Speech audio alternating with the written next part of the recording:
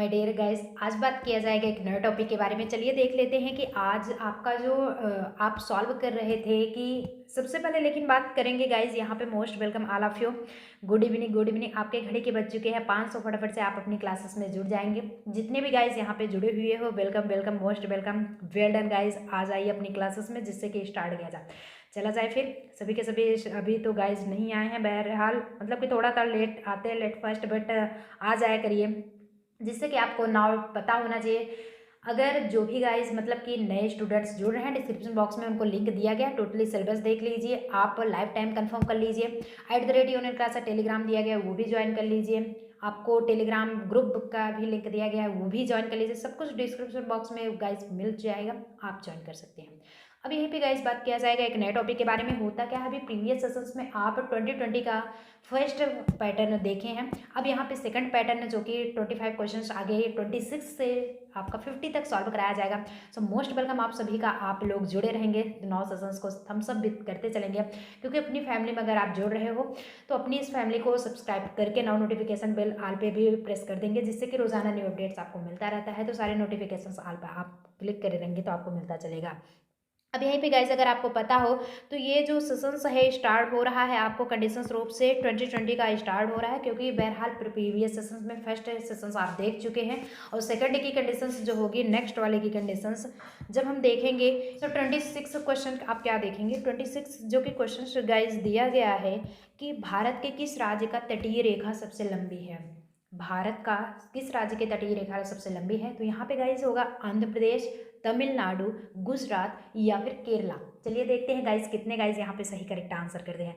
फटाफट से आंसर जी बिल्कुल करते रहेंगे। जितने भी साथी गुजरात बता रहे हैं वो सभी प्रिय साथी सही हो जाएंगे, क्योंकि Gujarat is the correct answer. अब यहीं पे गाइस नेक्स्ट बात जब किया जाएगा 27 का, 27 क्वेश्चंस क्या होता है कि पांडिचेरी एक कॉलोनी थी।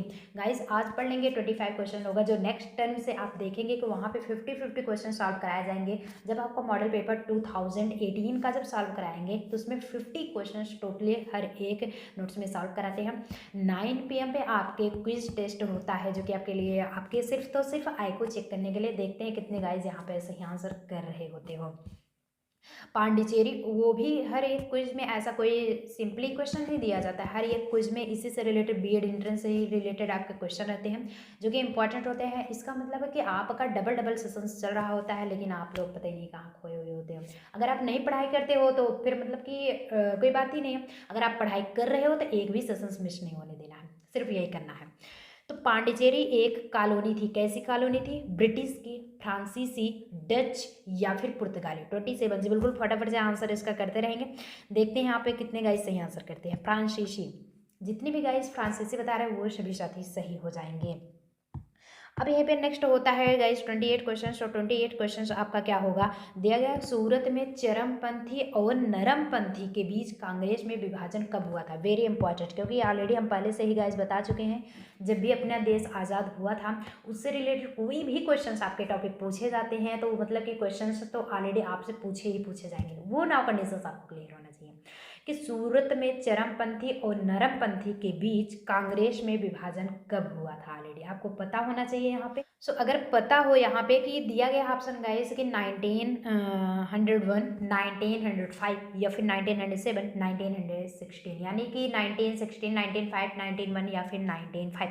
चलिए देखते हैं गाइस 28 का क्वेश्चन कितने गाइस यहाँ पे सही करते हैं। जी बिल्कुल फटाफट से आंसर करते रहेंगे। जितने भी साथी ऑप्शन नंबर सी कर रहे हो, well done guys. Option number की सी करने वाले सभी आप साथी सही हो जाएंगे। जो अभी अभी आप मतलब एंट्रेंस में भी एंट्री कर रहे हो ना, अभी अभी जो न समझ में आए आप ज़रूर कंसल्ट कीजिए, अपनी टेलीग्राम से पूछिए, नाउ सोशल मीडिया, आप लाइव चैट करके पूछिए, आप पूछ सकते हैं मेरे कमेंट बॉक्स में, किसी से भी यार पूछो, लेकिन अपने डाउट से क्लियर करना है तो क्लियर करना है और नाउ आगे बढ़ना है आप लोगों को। अब यहीं पे गाइस नेक्स्ट जो आपका आता है 29। सो 29 क्वेश्चंस क्या है, दिया गया कि भारत की राजधानी कलकत्ता से नई दिल्ली कब स्थानांतरित की गई। ये भी आपके लिए इंपॉर्टेंट, क्योंकि पहले जो था तो भारत की राजधानी कलकत्ता से लेकर के नई दिल्ली कब स्थानांतरित की गई थी। वर्ष 1912 में, 1914 में, 1913 या फिर इनमें से कोई नहीं। 29 क्वेश्चन देखते हैं कितने गाइस यहाँ पे सही आंसर करते हैं। 1912 में, यानी कि 1912 में ऐसी प्रक्रिया हुई थी जो कि ये पोजीशंस बता रहे हैं। अब नाउ नेक्स्ट पे गाइज होता है आपका जो कि स्टार्ट है थर्डी क्वेश्चन क्या होता है गाइज कि भारत में सर्वोच्च न्यायालय के किस न्यायाधीश को ग्रीन जज कहा जाता है। सर्वोच्च न्यायालय की बात किया जा रहा है। भारत में सर्वोच्च न्यायालय के किस न्यायाधीश को ग्रीन जज कहा जाता है। ए के अय्यर, ज्ञान सुधा मिश्रा या फिर कुलदीप सिंह, एस बालाकृष्णन। आपके ऑप्शंस चारों गाइस दिए गए हैं। नाउ आपको यहाँ पे करेक्ट आंसर बताने हैं। जी बिल्कुल आंसर है जितने भी आज जी बिल्कुल सी ऑप्शन कर रहे हो, अच्छी बात है। जितने भी ऑप्शन नंबर सी बता रहे हैं सभी के सभी साथी सही माने जाएंगे। Kuldeep Singh is the correct answer. और जो गाइस मतलब कि यहाँ पे जुड़े हुए हैं, मोस्ट वेलकम है आप सभी का, एंड तक जुड़े रहिएगा। और वेल डन गाइस, आप सभी अगर पढ़ रहे हो तो नाउ श्योरली है कि आप भी आगे बढ़ेंगे। अब गाइज यहीं पे नेक्स्ट होता है 31 दिया गया है, जो कि 31 आपका क्वेश्चन होता है कि भारतीय संविधान को कब अपनाया गया। भारतीय जब यानी कि इंडियन जब कॉन्स्टिट्यूशंस बना था आपका, तो कॉन्स्टिट्यूशंस को कब अपनाया गया था, तो कब उसे मान्यता प्राप्त की गई थी। 15 अगस्त 1947 को, 29 अगस्त 1947 मतलब कि उसके बाद 26 नवंबर 1949 को, या फिर 26 जनवरी 1948 को। चलिए देखते हैं गाइस कितने गाइस यहाँ पे सही जवाब देते हैं। चलिए फटाफट से आंसर करते रहिए। सो जितने भी साथी 26 नवंबर 1949 बता रहे हैं सभी के सभी साथी ऑप्शन नंबर डी वाले सही हो जाएंगे। Well done, option number D बताने वाले सभी सभी साथी सही होंगे। अब यहीं पे गाइज आपका 32 क्वेश्चन होता है। सो 32 क्वेश्चन है, माई कंट्री माई लाइफ, मेरा देश ही मेरा जीवन है, पुस्तक के लेखक हैं। अब आ गया ना, पुस्तक के लेखक हैं। अभी अभी हम जस्ट प्रीवियस में अगर आप हिंदी का सेशंस गाइज देखे हों तो वहाँ पे हम बताए थे कि लेखक जब आता है तो मतलब कि गद्य के लेखक है, पद्य के लेखक के लिए कवि आता है, कवि कवयित्री, और लेखक लेखिका आती हैं गद्य के लिए, और दोनों में यूज़ करने के लिए प्रणेता यूज़ किए जाते हैं। ये कंडीशंस कंफर्म है। तो इतना तो कंफर्म हो गया है कि ये राइटर ही होंगे, लेखक ही हैं।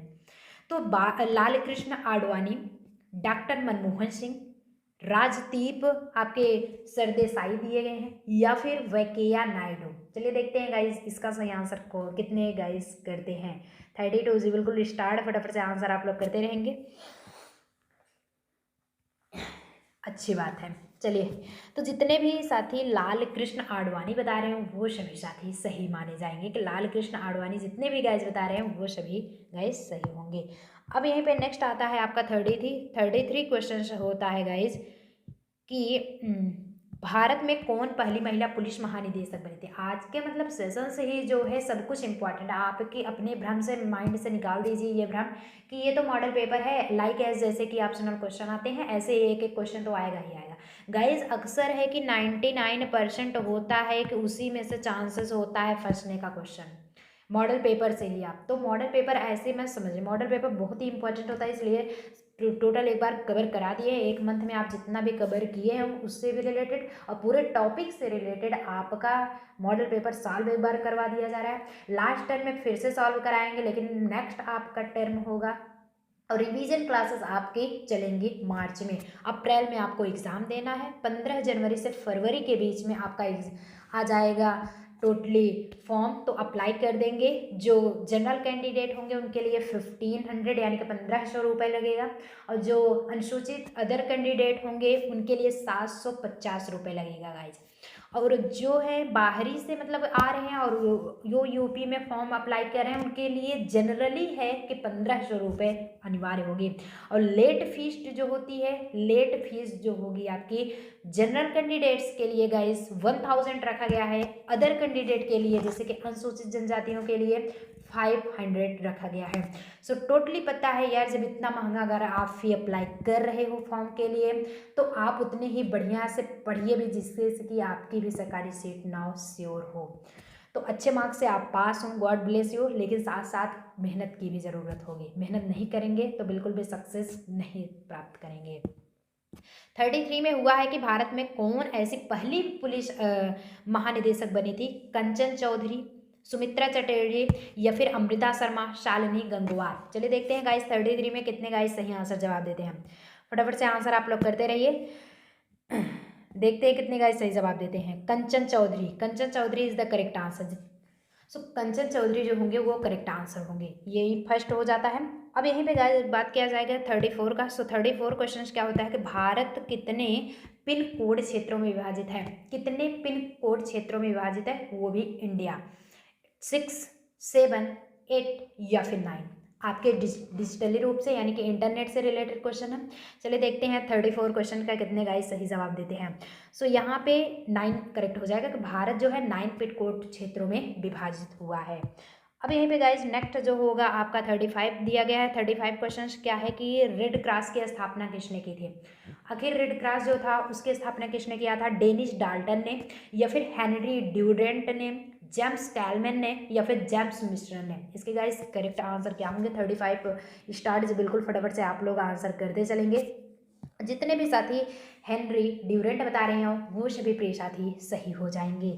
अब यहीं पे गाइस नाउ बात क्या जाएगा आपका 36। तो 36 क्वेश्चन क्या होता है? मॉन्ट्रियल प्रोटोकॉल का संबंध किससे होता है? मॉन्ट्रियल जो प्रोटोकॉल है इट्स मीन्स आपके आ जाते हैं बायो से रिलेटेड, जो कि आपका क्वेश्चन है जीएस का। सो इंपॉर्टेंट क्वेश्चन ही आपका स्टार्ट है गाइस ये सेशन से है जेके जीएस का। इसमें जीएस का ये क्वेश्चन आ गया है। अभी तक तो जो क्वेश्चंस था आप सिविक्स से डिजिटल रूप से इंटरनेट का पढ़ रहे थे, थोड़ा बहुत इसमें आपके कंप्यूटर लेवल के भी आ जाते हैं। जब इंटरनेट है तो कंप्यूटर से तो क्वेश्चन पूछे जाएंगे। मॉन्ट्रियल प्रोटोकॉल का संबंध किससे होता है? ओजोन परत संरक्षण से, पर्यावरण प्रदूषण से, या फिर कार्बन उत्सर्जन से, या फिर नन ऑफ दीज यानी कि इनमें से कोई नहीं। चलिए 36 क्वेश्चन आप देखते हैं कितने गाइज यहाँ पे सही जवाब देते हैं। जी बिल्कुल ए ऑप्शन, जी बिल्कुल। तुक्का लगाने की कोशिश नहीं करेंगे क्योंकि भैया आपका 1/3 जो होगा 1/3 मार्किंग होगी माइनस की। सो माइनस मार्किंग नहीं लगाना है। 2 करेक्ट मार्क्स पे आपके 2 नंबर मिलते हैं। 2 नंबर लेके आइए। 1/3 आप बिल्कुल भी कटने ना दीजिए, इसलिए इतने बढ़िया अच्छे से तैयारी कीजिए आप लोग। और विदाउट सेशंस को मतलब कि थम्सअप तो करो मतलब कि विदाउट स्किप किए। अगर सेशंस को स्किप कर जाते हैं, किसी भी आप चैनल से जुड़ेंगे गाइस, अगर आपकी जानकारी के लिए बता दें कि किसी भी चैनल से आप जुड़ते हैं और स्किप करते रहते हैं तो कुछ भी नहीं आएगा, नील है। लेकिन वहीं पे अगर एक भी चैनल बढ़िया चैनल से आप पढ़ाई करें, कोई कंफर्म नहीं है कि अपनी इसी चैनल से जुड़िए, आप किसी भी चैनल से जुड़ेंगे अगर विदाउट स्किप किए हुए अगर पढ़ेंगे तो ही आपको समझ में आएगा। भाग भाग करके सोचेंगे यहाँ एक सेशन श्वास पढ़ लें तो कभी नहीं समझ में आएगा। इसलिए जहाँ से जुड़िए ना, स्टार्टिंग से जुड़िए और लास्ट एंड तक बने रहिए। कहने का मतलब टोटली यही है। समझ में आया? तो ओजोन परत संरक्षण से इज द करेक्ट आंसर। यही पे गाइस 37 जो स्टार्ट होता है 37 दिया गया है कि सीस्मोलॉजी के अंतर्गत का अध्ययन किया जाता है। किसका अध्ययन किया जाता है? दिया गया है पृथ्वी की आयु का, ज्वालामुखी जब विस्फोट होता है, भूकंप का, या फिर हृदय की धड़कन का। किससे? सिस्मोलॉजी के अंतर्गत। बायो के क्वेश्चन हैं। ऐसा नहीं है कि आप आर्ट साइड से हैं और जीके जीएस दे रहे हैं क्वेश्चंस तो आपसे बायो क्वेश्चन नहीं पूछेगा, ऐसा कुछ नहीं है। जीके जीएस में चाहे आर्ट साइड के स्टूडेंट हों या फिर आप साइंस साइड के ग्रुप के हों, मैथ्स लिए हों, हम बायो नहीं लिए भैया, वहाँ ये सब नहीं चलेगा। वहाँ आल टॉपिक से कम्पिटिटिव एग्जाम देने आप जा रहे हो, अपने को एकदम बढ़िया परफेक्ट तैयार रखो। 37 क्वेश्चन है, देखते हैं कितने गाइज यहाँ पे सही जवाब देते हैं। 37 क्वेश्चन, चलिए फटाफट से आंसर करते रहिए। जितने भी साथी ऑप्शन नंबर सी बता रहे हैं वो सभी साथी सही हो जाएंगे। भूकंप, भूकंप की मतलब कि जब तीव्रता नापी जाती है कितने मतलब कि मैक्सिमाइज कितना है, मिनिमाइज कितना है टोटली, तो सीस्मोलॉजी के अंतर्गत ही यानी कि एक मेजरमेंट है सीस्मोलॉजी जो कि भूकंप की तीव्रता को वो नापता है। अब यहीं पे गाइज नेक्स्ट होता है आपका 38 क्वेश्चंस क्या होता है? दिया गया है कि लोकसभा की, अब आ गई फिर से आपकी सिविक्स के क्वेश्चंस। लोकसभा की पहली महिला स्पीकर कौन है? कौन है ध्यान दीजिएगा, थी नहीं है, पास्ट नहीं है, प्रेजेंट टाइम में। सुमित्रा महाजन। करंट अफेयर के क्वेश्चन, मेन इंपॉर्टेंट क्वेश्चन अगर आपसे पूछा जाए कि ये किससे रिलेटेड है तो ये करंट अफेयर के क्वेश्चन हैं गाइज। तो पूनम महाजन, मीरा कुमार, सुषमा स्वराज, या फिर सुमित्रा महाजन। चलिए देखते हैं गाइज यहाँ पे 38 कितने गाइज यहाँ पे सही आंसर देते हैं। चलिए फटाफट से आंसर करते रहिए। मीरा कुमार, जितनी भी गाइज मीरा कुमार बता रहे हो वो सभी साथी सही हो जाएंगे। अब यहीं पे नेक्स्ट होता है गाइज, दिया गया है आपका क्वेश्चन कि टोबा टेक सिंह के लेखक हैं। एक टोबा टेक सिंह लिखा गया है, उसके लेखक कौन है? गुलाम बख्श, समादत हसन मिंटो, या फिर अर्नाल्ड जैकब, या फिर मुस्तफ़ा खान। देख रहे हैं कितने गाइज यहाँ पे सही जवाब देते हैं। 39 बिल्कुल। तो जितने भी साथी समादत हसन मिंटो बता रहे हैं वो सभी साथी सही हो जाएंगे। इसमें कोई रूल नहीं है कि आप नहीं ऐसे करेंगे क्योंकि समादत हसन मिंटो के द्वारा ही लिखा गया है टोबा टेक सिंह तो इससे जो है अपने आप से ही मतलब कुछ फार्मूला के अकॉर्डिंग बना सकते हैं, यानी कि समझ सकते हैं।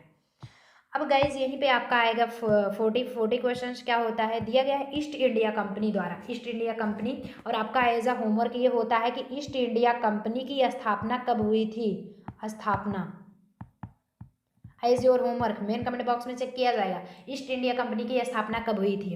तो यहाँ पे है ईस्ट इंडिया कंपनी द्वारा नियुक्त गुमास्त का क्या था। यहाँ पे 3-4 क्वेश्चन गाइस बन रहे हैं। एक तो आपका दिया गया ईस्ट इंडिया कंपनी द्वारा नियुक्त गुमास्ता नाम क्या था, एक ये बन गया, और एक ईस्ट इंडिया कंपनी की स्थापना कब हुई थी, 2 क्वेश्चन बना। और ईस्ट इंडिया, और अगर पूछ लिया जाए कि गुमास्ता किसके द्वारा नियुक्त किया गया था, तो हमेशा बताइएगा ईस्ट इंडिया कंपनी के द्वारा। मजा आ रहा है सेशंस में, एक एक क्वेश्चन में यार 3-3 4-4 क्वेश्चन आप लोग जान रहे, इतना बढ़िया सेशंस बढ़िया से पढ़ाया जा रहा है, उतनी ही बढ़िया ढंग से आप विदाउट डिमोटिवेट हुए आप पढ़ेंगे। साथ साथ सेशंस को शेयर भी करते चलेंगे, जिससे कि और भी स्टूडेंट्स आकर के इस फ्री ऑफ कोर्सेस वीडियो इस सेशंस को देख सके और जो है अपना डाउट्स क्लियर कर सके। अब यहीं पे गाइस ऑप्शन दिया गया है कि सैनिक अधिकारी, सेनापति, या फिर जो है प्रतिनिधि जो माल खरीदने या बेचने पर लेखा जोखा अर्थात बही खाता तैयार करते हैं, जिसे कि प्रतिनिधि बोला गया है। और उपरोक्त में से कोई नहीं, जो ऊपर पूरा टोटली 3 ऑप्शंस दिए गए हैं इसमें से, यानी कि नन ऑफ दीज। चलिए गाइस 4D स्टार्ट है, देखते हैं कितने गाइस यहाँ पे सही आंसर करते हैं। जी बिल्कुल, ऑप्शन नंबर सी बताने वाले सभी के सभी साथी सही हो जाएंगे। ईस्ट इंडिया कंपनी द्वारा नियुक्त गुमास्ता का क्या मतलब ये होता है कि आप जो है कंपनी की बात कर लिया जाए तो लेखा जोखा कंफर्म हो जाएगा। लेखा जोखा कंपनी आया तो लेखा जोखा कंफर्म रखिए मैटर, समझ रहे हैं, क्योंकि उसमें अगर कोई भी कंपनीज की स्थापना किया गया था तो सिर्फ माल को क्रय और विक्रय करने के लिए। क्रय मतलब होता है खरीदना, विक्रय मतलब होता है बेचना, मतलब कि उसे सेलिंग करना। तो अब यहीं पर होता है 14 क्वेश्चन, सॉरी भैया आपका 41 क्वेश्चन आया है कि नरेंद्र मोदी जी पहली बार प्रधानमंत्री पद के लिए शपथ की तिथि क्या थी। आया ना, करंट अफेयर के भी क्वेश्चन है, जीके ही चल रहा लेकिन करंट अफेयर के भी ऐसे क्वेश्चन आते हैं कि अभी के अभी भी प्रेजेंट टाइम में श्री नरेंद्र मोदी जी हैं पीएम। बट यहाँ पे पूछा है पहली बार शपथ कब लिए थे, 20 मई 2014 में, 22 मई 2014, यानी कि 14 आपको कंफर्म 3 ऑप्शंस में दिए गए हैं, और एक तो 2015, लेकिन 20 मई, 22, 26 या फिर 26 मई, क्या होगा इसका करेक्ट आंसर। एक 26 मई 2014 है, एक 26 मई 2015 है। 41 गाइस, देखते हैं कितने गाइस सही जवाब है। ऑप्शन नंबर सी करने वाले सभी के सभी साथी सही हो जाएंगे कि 26 मई 2014 को श्री नरेंद्र मोदी जी पहली बार प्रधानमंत्री पद के लिए शपथ किए थे, यानी कि शपथ लिए थे, ग्रहण किए थे। करेक्ट हुआ आंसर। तो अभी अभी प्रेजेंट टाइम में आप 2022 में देने जा रहे हो, तो 2022 में बहरहाल अभी मतलब कि चुनाव भी, एग्ज़ाम भी साथ साथ हैं, तो टोटली, लेकिन तब भी क्वेश्चंस आपसे पूछे भी सकते हैं। ऐसा कोई नहीं है कि नहीं आपका चुनाव हो गया है तो हो सकता है उन्हीं की सरकार बन जाए, किसी की भी बनेगी, उससे रिलेशन नहीं होता है। आपके जो जीके जीएस का क्वेश्चन, जो करंट अफेयर का क्वेश्चन होता है, आपके एरिया में क्या हो रहा है, अपने इस देश में क्या घटित हो रहा है, वो सारे टॉपिक्स से आपसे क्वेश्चन यही सब कुछ पूछता है। अब यहीं पे गाइस 42 आता है कि वर्ष 1918 में महात्मा गांधी की सत्याग्रह किसके समर्थन में था। 1918 में महात्मा गांधी जी का जो सत्याग्रह आंदोलन था वो किसके समर्थन में था, आखिर किसके पक्ष में, किसकी पार्टी में था। किसानों के, मजदूरों के, पूंजीपतियों के, या फिर जमींदारों के। तो किसके पक्ष में हो सकता है, आप अपने माइंड से ही सोचिए किसके पक्ष में हो सकता है। किसानों के ही पक्ष में, क्योंकि सत्याग्रह जो आंदोलन छिड़ा था वो जो है किसानों के पक्ष में था। अब यहीं पे गाइज नेक्स्ट क्वेश्चन आता है आपका 43 की बजट 2019 और 20 में, अभी जस्ट आप 20 का सेशन ही देख रहे हो। तो 2019 और 20 के अनुसार भारत में दुग्ध उत्पादन को दोगुना करने का लक्ष्य वर्ष है। ऐसे कौन से वर्ष था, ऐसे कौन सा जो मतलब कि ईयर था जिसमें के दूध उत्पादन की प्रक्रिया को दोगुना करने का प्लान किया गया। वर्ष आपका ईयर 2022 में या फिर 2024 में, 25 में, यानी कि 2025 में, 2022, 2024 या फिर 2030 में, क्या आंसर सही होगा। 43 आपका स्टार्ट, फटाफट से आंसर आप लोग करते रहेंगे। तो 2025 में, कब है और वर्ष है, ध्यान दीजिएगा, कब था नहीं है, पास्ट नहीं है, हो रहा है नहीं है। दुग्ध उत्पादन को आप जो है दोगुना करने का लक्ष्य जो बनाया गया है वो 2025 तक है। कंडीशंस कंफर्म हो गए हैं। अभी तो बहरहाल 2022 स्टार्ट हो गया है, चल ही रहा है। अब यहीं पे गाइस 44 क्वेश्चंस जो आता है, 44 क्वेश्चंस क्या है, शरीर की सबसे बड़ी ग्रंथि, शरीर में सबसे बड़ी ग्रंथि क्या है, अग्नाशय, यकृत, आमाशय या फिर ननाभिज। चलिए देखते हैं गाइस 44 में कितने गाइस सही आंसर करते हैं। वेल डन, जो अभी के अभी जुड़े हुए हो ना सेशन से, बहुत बढ़िया, अच्छी बात। अगर आप लोग पढ़ रहे हो मतलब कि बहुत ज़्यादा मेहनत करते रहिए तो मेहनत का फल मीठा होता ही होता है। 44। सो जितने भी साथी यकृत बता रहे हैं, यकृत क्या होता है, किडनी, किडनी यानी कि यकृत है, शरीर में सबसे बड़ी ग्रंथि किडनी ही होती है। अब यहीं पे 45 स्टार्ट 45 होता है, फिर वो कोटला मैदान का क्या नाम है, हिस्ट्री से क्वेश्चन आपके हैं। अरुण जेटली स्टेडियम, सुषमा स्वराज स्टेडियम या फिर अटल बिहारी वाजपेयी स्टेडियम या फिर मुकुंद राव पाटिल स्टेडियम। चलिए देखते हैं गाइज इसमें कितने गाइज सही आंसर करते हैं। 45 पे आपका स्टार्ट है, देखते हैं कितने गाइज यहाँ पे सही जवाब देते हैं। तो यहाँ पे सभी साथी जितने भी ऑप्शन ए बता रहे हैं वो सभी हमारे प्रिय साथी सही हो जाएंगे। Arun Jaitley stadium is the correct answer. So मज़ा आ रहा है सेशंस में, बढ़िया लग रहा है। आज तो कोई वाइस में कोई मतलब कि कंसल्टेंस नहीं है, कंडीशंस क्लियर हो रहे हैं। अब यहाँ पे 46 आता है कि आंध्र प्रदेश में मकर संक्रांति किस नाम से जानी जाती है। मकर संक्रांति आप लोग जानते हैं खिचड़ी के नाम से मनाया जाता है, मकर संक्रांति यानी कि खिचड़ी। तो आंध्र प्रदेश में किस नाम से उसे मनाया जाता है, पोंगल या संक्रांति, दोदक, दोदक है, गोमक या फिर कड़न। चलिए देखते गाइस, बड़ा यूनिक नेम भी है। 46 पोंगल या फिर संक्रांति, जिस संक्रांति को आंध्र प्रदेश में पोंगल के नाम से जाना जाता है, इसी मकर संक्रांति को वहाँ पे मनाया जाता है। यहाँ पे मकर संक्रांति हुआ, चाहे वहाँ पे संक्रांति कहते हैं या अथवा आंध्र प्रदेश में पोंगल कहते हैं। अब यहीं पे 47 स्टार्ट होता है गाइस कि ऑस्ट्रेलिया ओपन एकल खिताब 2020 किसने जीता। हमने बताया भी था ऑलरेडी किसने कौन से खिताब को जीता है, किसने कौन सी ट्रॉफी को भी जीता उसके बने हैं, ये ऑलरेडी आपके प्लेयर्स में कौन विजेता किस सन में हुए, ये टोटली आपके करंट अफेयर से क्वेश्चन गाइज होते हैं, ये जरूर पढ़ के रखेंगे आप लोग। तो ऑस्ट्रेलिया ओपन एकल खिताब 2020 किसने जीता था, ये एक टाइप्स का एक मतलब कि अवार्ड नेम है, वो जो कि मिला था रोजर फेडरर को, नोवाक जोकोविच को या फिर राफेल नडाल को या फिर छेमनिक थियम को। चलिए देखते हैं गाइस कौन सही आंसर करते हैं। 47 स्टार्ट, फटाफट से आंसर करते रहेंगे। नोवाक जोकोविच यहाँ पे करेक्ट जो जवाब होंगे, नोवाक जोकोविच इज द करेक्ट आंसर। सो जितने भी साथी ऑप्शन नंबर भी बता रहे हैं सभी के सभी साथी सही हो जाएंगे। अब यहाँ पे गैस 48 आता है। 48 क्वेश्चन है कि भारत का पहला परमाणु रिएक्टर है, भारत का सबसे प्रथम जो फर्स्ट परमाणु रिएक्टर है, लक्ष्मी, इंदिरा, अप्सरा या फिर गंगोत्री। देखते हैं 48 गाइस कितने गाइस सही आंसर करते हैं। सो जितने भी साथी ऑप्शन नंबर सी यानी कि अप्सरा बता रहे हैं सभी के सभी साथी सही हो जाएंगे कि भारत का जो प्रथम परमाणु रिएक्टर है वो अप्सरा है, मतलब कि उसका नाम ही अप्सरा है। अब 49 है कि सौर ऊर्जा का स्रोत क्या है। सौर जो ऊर्जा होता है उसका ऑलरेडी स्रोत क्या है, नाभिकीय संलयन, नाभिकीय विखंडन या फिर सूर्य का संकुचन मतलब सूर्य का सिकुड़ना, सूर्य का प्रसार, सूर्य का फैलाव क्या है। चलिए देखते हैं 49, देखते हैं कितने गाइस सही जवाब। फटाफट से आंसर, बिल्कुल मोस्ट वेलकम आप सभी का, well done guys, well done करते रहिए आंसर। चलिए तो जितने भी साथी नाभिकीय संलयन बता रहे हैं वो सभी साथी सही हो जाएंगे। सूर्य ऊर्जा का स्रोत ही होता है नाभिकीय संलयन।